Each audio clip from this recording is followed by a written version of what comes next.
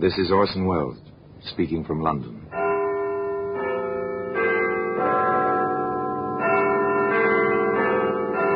The Black Museum, a repository of death. Here in the grim stone structure on the Thames which houses Scotland Yard is a warehouse of homicide, where everyday objects, a package of cigarettes, a length of string, a linen napkin, all are touched by murder.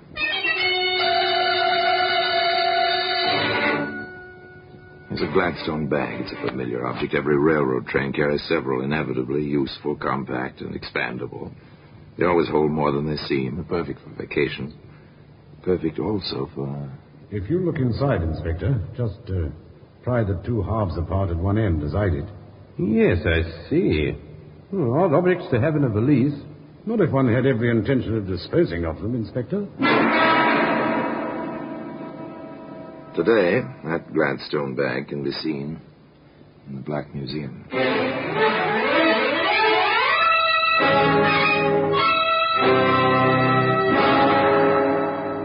From the annals of the Criminal Investigation Department of the London Police, we bring you the dramatic stories of the crimes recorded by the objects in Scotland Yard's Gallery of Death, the Black Museum.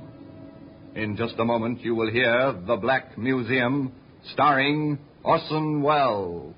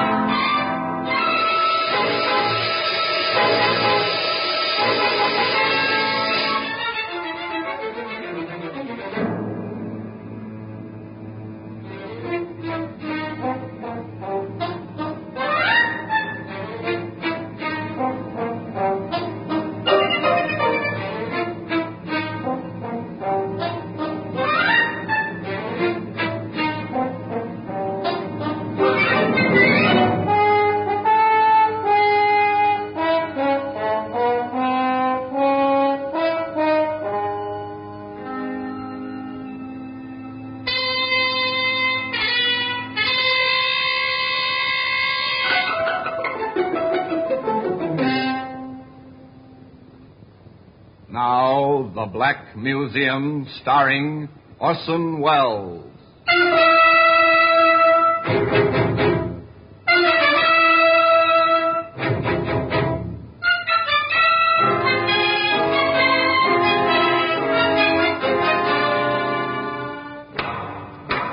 Well, here we are, in the Black Museum, Scotland Yard's mausoleum of murder. There are times, as I open this door, that I feel the old familiar inscription should be carved on the lintel. Abandon hope, all ye who enter here. Yes, abandon hope of peaceful, quiet, dreamless sleep, for within this room is almost every instrument which ever has been used for the commission of the foul deed called murder. Yes, here lies death. No doubt about it. You feel it in the dull, oppressive atmosphere. You see it first marked calmly on the neatly lettered cards. So-and-so died by this instrument at the hands of so-and-so, dated, and so forth. Your glance passes to the thing itself. You almost feel the blood. There's a camera.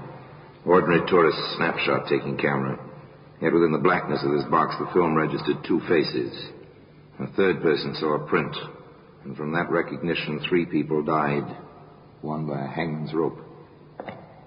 There's a briar pipe, well smoked, thoroughly discolored, a pleasure to a pipe smoker, but no pleasure to the man who inhaled hydrocyanic gas with his tobacco, nor to the killer, trapped by the pipe itself. Now, here we are, the Gladstone bag. Piece of luggage for a man. It looks so commonplace, so much as if it belonged to a traveling salesman, not to Jim Hudson. Of course, in a way, Jim was a traveling salesman. He certainly had a sales talk. And he was quite successful at it. Sally, I've never seen you looking lovelier. Oh, Jimmy, you always do that. Do what, sweetheart? Say things like that just when I want to pick a fight with you.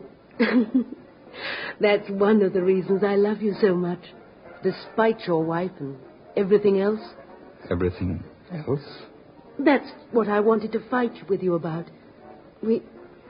Well, we just can't go on like this, Jimmy, darling. Why not? We're as happy as circumstances. Don't you see, Jimmy? A woman wants at least a snatch of domesticity, not just clandestine meetings with the clock ticking away her happiness in the background. It'll come, darling. It'll come. The girl was right, of course, from her point of view. Granted that the relationship between her and the man she loved was, well, outside the recognized bounds. Granted that they found each other when it seemed too late. Still, the girl was right. She wanted a certain sense of security which can come to a woman only through the small things of making coffee in the morning while a man was shaving within earshot. And Sally James was the kind of girl who took action when she wanted something badly enough. Jim, what about the week we planned together for this spring? I probably could get away, darling, if we had a place to go. I have the place. Anyway, the ad about it. You are something, aren't you?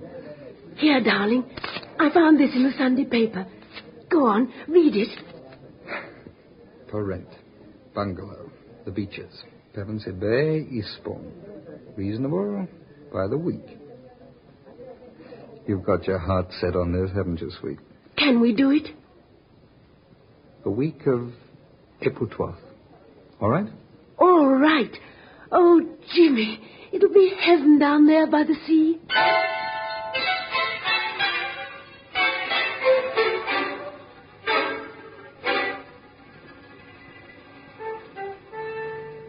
Heaven by the sea. Poor girl, one of those human beings who believes with all her heart that dreams can become reality.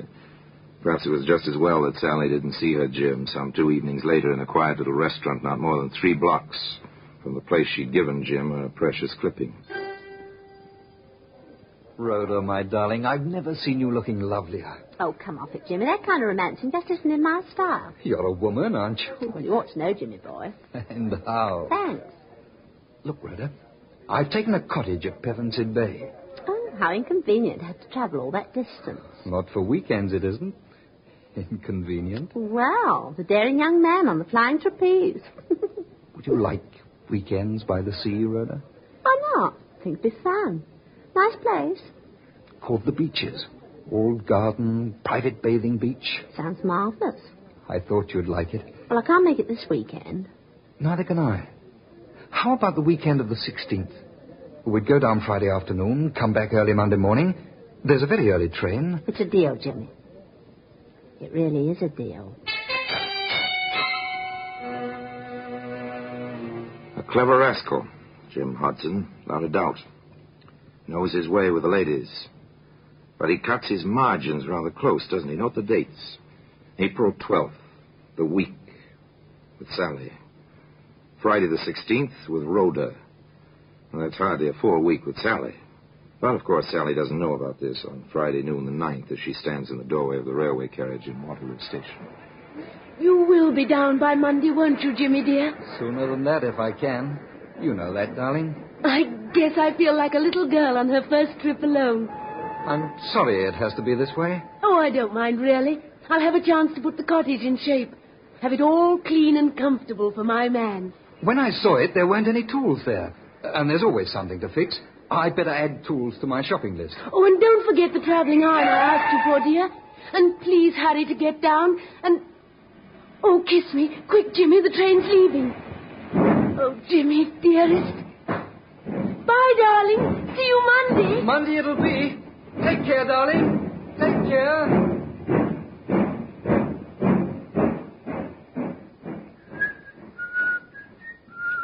Watch him as he walks up the platform.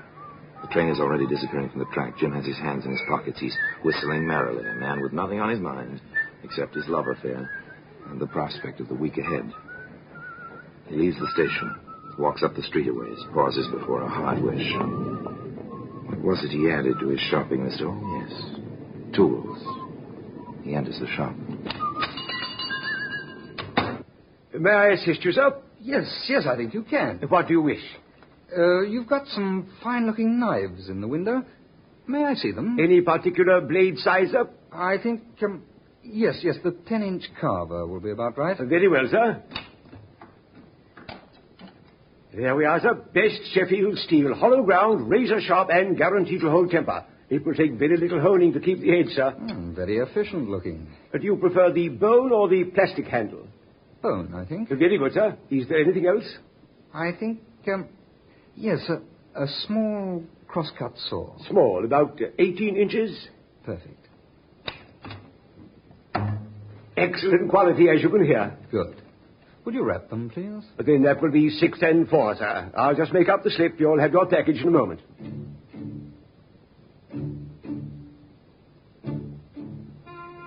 Jim Hudson took his package on the train with him on Monday morning.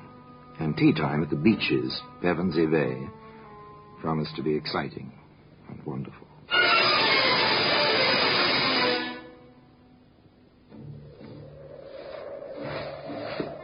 Isn't this wonderful, Jimmy?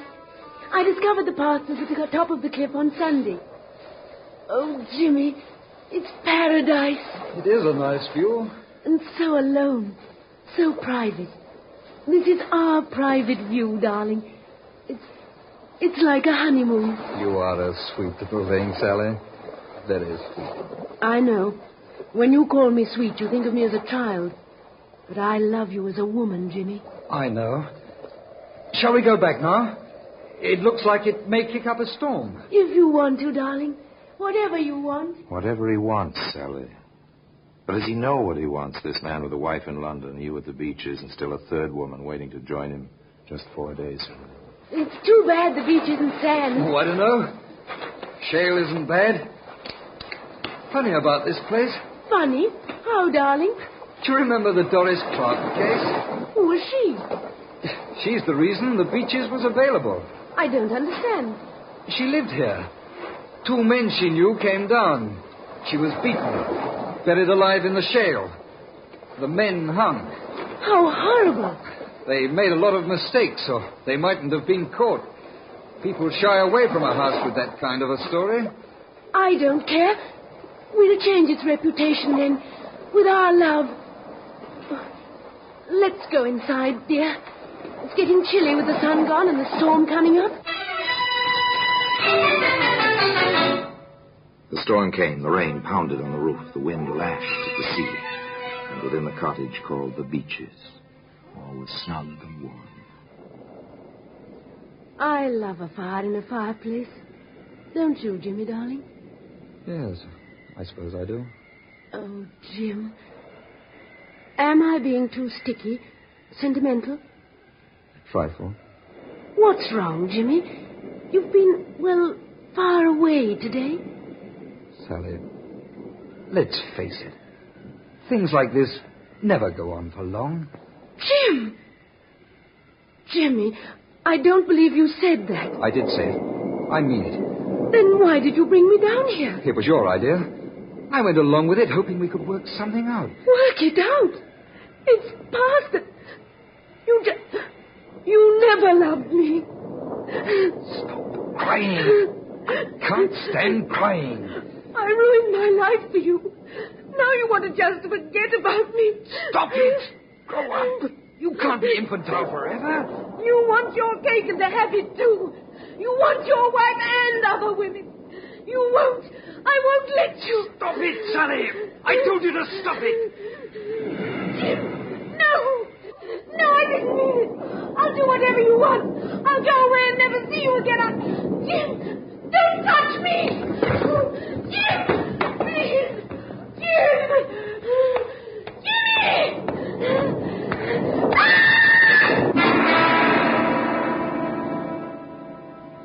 The scene was set, save for one vital piece of evidence. A black Gladstone bag, which can be seen today in the Black Museum. In just a moment, we will continue with The Black Museum, starring Orson Welles.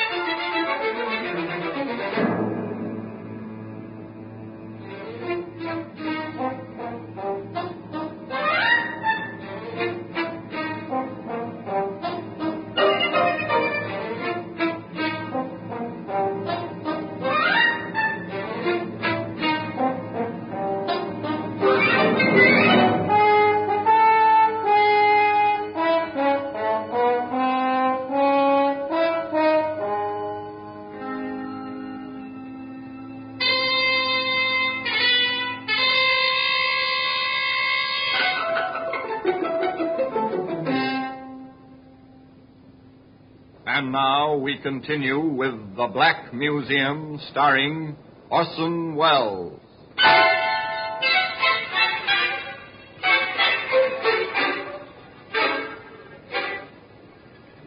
Friday, the 16th of April, dawned fine and clear. A calm, gay Jim Hudson made his way, whistling as usual, through the weekend-bound crowds of Waterloo Station. Well, here you are, my good man. Glad you think I'm a good man. Well, I think you are. By Monday morning, I'll know. Then let's make that train, baby. Pevensey Bay on number 7.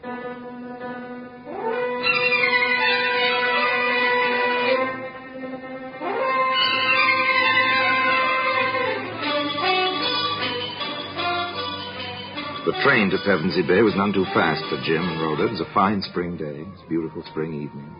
Moonlight made the rollers on the beach gleam with a lovely phosphorescence. On the porch of the cottage, known as the Beeches. Know something, Jimmy boy? I know lots of things, old girl. What, for instance? Oh, this. If I were the romantic type, this place would make me go, oh, gooey. But you're not? No, I'm not. All your misconceptions of women notwithstanding. Then you want to waste all this moonlight and romance? Oh, come, darling. If you must whisper sweet nothings, come and whisper them. Why not out here?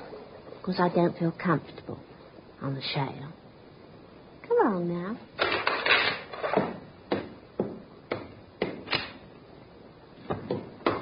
Always let the woman have her way, particularly after she's cooked a beautiful dinner. Here now. I'm the only beautiful thing around here this weekend. And you are, Rhoda. You are. What a way you have. In here, darling? No, not in there. It's a spare room, not made up. I want to see it. Oh, nothing in there. Are you going to deny me anything, darling? It's locked. Oh, Jimmy. No. Say, what are you? Bluebeard or something? Maybe I am.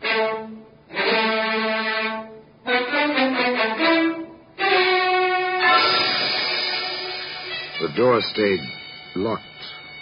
The weekend at Pevensey Bay was quite successful.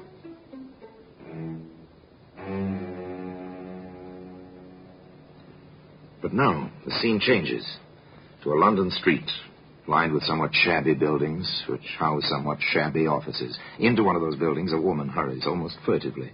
She climbs the stairs, one flight, walks into an office, door of which announces in gold lettering, Cross Detective Agency. You are Mr. Cross? I am. What can I do for you, Mrs. Mrs.? My ring. Yes, an old trick. Sit down, won't you? Thank you. My name is Lillian Hudson, Mrs. Lillian Hudson. I see. Well, how can I help you? I want some information on my husband, James Hudson. Go on, please. I saw your advertisement. Were you formerly with Scotland Yard? I was. Advancement seems slow. I'm working for myself now. Yes. Well, I have reason to believe that my husband has been, seeing other women. And you want me to get the evidence? I think so. A divorce action? Perhaps it depends on the results. And you want to stay in the background? For the present. Well, have you anything on which I can start? An address? A lead of any kind? I have this. A baggage check. Waterloo Station baggage storage. Stamp 10 a.m., Friday, April 16th. An innocent bit of pasteboard. Where did you get this, Mrs. Hudson? I took one of my husband's suits to the cleaner. This was in a pocket. The cleaner gave it to me. Oh, and why should this mean anything? Because Jim, my husband, was away the entire week of the 12th until the morning of the 19th. It came to me, if he had told the truth, how could he have checked something at Waterloo on the 16th if he were out of town all that week? Yes, an interesting observation, Mrs. Hudson. Well, suppose I go over to Waterloo Station and pick up whatever was checked there. Oh, and sorry to mention this, but it is customary to have a retainer, you know. Private Detective Cross, once of Scotland Yard, went on over to Waterloo Station and presented the baggage check. A short while later, he arrived in the office of Inspector Henley at the yard. Oh, yes, Cross. I remember you now. Ah, thank you, Inspector. You were with us once, weren't you? Yes, sir. You know, there are times, Cross, when I wish I had the gumption to strike out on my own. Too late now, however. There are times, Inspector, when I wish I'd stayed on here. However... Yes, to each his own, and the grass is always greener, and so on. Well, Sergeant Anderson said you wanted to show me something. Oh, yeah, this, sir. This Gladstone bag. Looks perfectly normal. Locked, I see. Yes, if you look inside, Inspector, just pry the two halves apart at one end, as I did. Yes, I see. Odd objects to have in a valise. Not if one had every intention of disposing of them, Inspector. You're probably right about that. Seems like some silk or something. And badly stained. If I were a gambling man, I'd give 10 to 1 the stains of blood, sir. And it wouldn't be much of a gamble. Any ideas on what the metal objects are? Well, I flashed my penlight in there, sir. One is a carving knife, and the other is a carpenter's saw. I see. How did you come into possession of this bag, Cross? Mrs. Hudson found the check for it in her husband's pocket. She says the cleaner found it. I doubt that. Divorce action, I assume. Correct, sir. I understand. Well, my suggestion is this. We'll give you another stub. Give it to Mrs. Hudson and have her place it in her husband's pocket. When he comes back with the bag, we'll have a man ready to pick him up. It seems to me this little matter bears further investigation. So simple, so quietly effective. Just place a check for baggage in a man's pocket. When he comes to claim his Gladstone bag. Yes, sir? Oh, here's my check. It's a brown Gladstone. Left it 3 days ago. Just a moment, sir. Sergeant Anderson, sir. Yes? It's the check you've been waiting for, that fellow there, whistling. Thank you. Give him the bag. I'll speak to him. Yes, that's my bag. Oh, that'll be 2 and 6, sir, for overtime storage. Oh, here we are. Thank you, sir. Glad to oblige.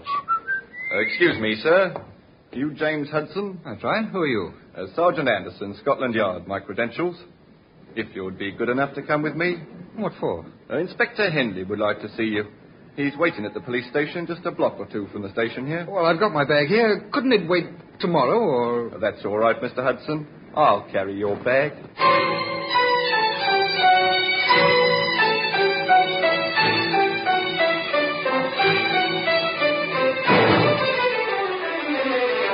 The squad room at the police station near Waterloo was very quiet. Inspector Henley sat behind a battered desk. On the desk rested the Gladstone bag, open now, and next to it a file, a familiar dossier from the Criminal Records Office. We have your file, as you see, Hudson. I see. Theft, burglary, 5 years for criminal assault. Does your wife know about these things, Hudson? No, she doesn't. I see. Hudson, how do you account for the contents of this bag? I was butchering half a steer for a friend of mine in the country. He has a deep freeze. Oh, that's rather thin, Hudson. Did you wear a silk dress size 10 to butcher the steer in? It was his wife's. I'm having it cleaned at a special place I know. Yes, of course. Better try again, Hudson. There was no answer. There were no further questions. Inspector Henley knew his man. Time ticked away. The clock was quite loud. For an hour it ticked in the silence. Finally, the perspiration beginning to bead his forehead. Jim Hudson began to talk. All right, Inspector. I'll tell you. I guess I lost my head when she flew at me. Oh, size 10 and she flew at you, Hudson. I told her we were through, that I was going back to my wife. She heaved the coal scuttle. Then it was at the beaches at Pevensey Bay on April 13th, sir. She grabbed the poker. I defended myself. We had a devil of a struggle. She fell, struck her head on the andiron. She was dead. I must have gone completely crazy. I went into town, but that knife and the saw, I was afraid to tell anyone. I mean, my record and... He said in this bedroom, Sergeant. I've got something here, Inspector. In this biscuit tin. Yes, you have. Neat packing job, I must say. Not much left of the poor girl, is there? I want a check of every hardware store in the neighborhood where Hudson lives. Yes, near the railway station. Got that, Sergeant? I want the sales slip on those implements and the clerk who sold them, if possible. Yes, Inspector, I remember the incident perfectly. The fellow came in whistling, asked about the knives in the window. He bought one. then asked for a small saw. Here's the slip, sir. Well, this says April the 9th. Hudson claims he didn't buy these things until the 13th. It was the 9th, Inspector. I'll stake my life on that. It's no good, Hudson. You bought that knife and that saw on Friday the 9th. You went to Pevensey Bay prepared to do exactly what you did do. If we ever had evidence of premeditation, we've got it now. You're under arrest, charged with willful murder. And I must warn you that anything you say may be used in evidence. Each clue in its place. The case was complete. Closed as tightly as that same Gladstone bag, which can be found today in the Black Museum. Orson Welles will be back with you in just a moment.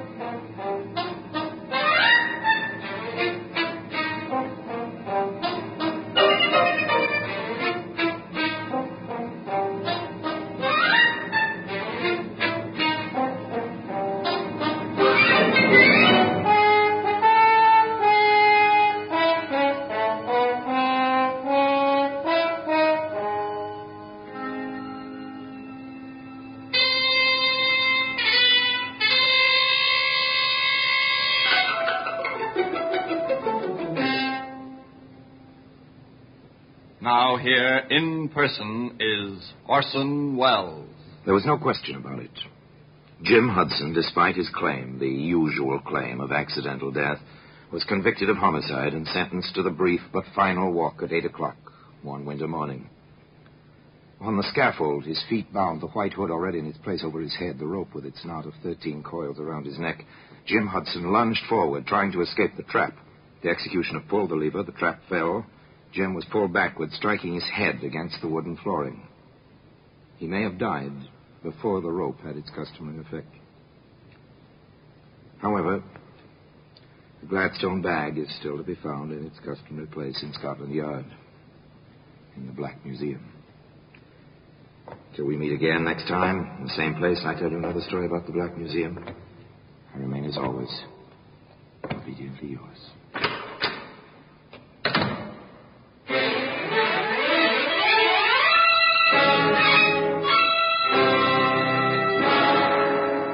The Black Museum, starring Orson Welles, is presented by arrangement with Metro-Goldwyn-Mayer Radio Attractions.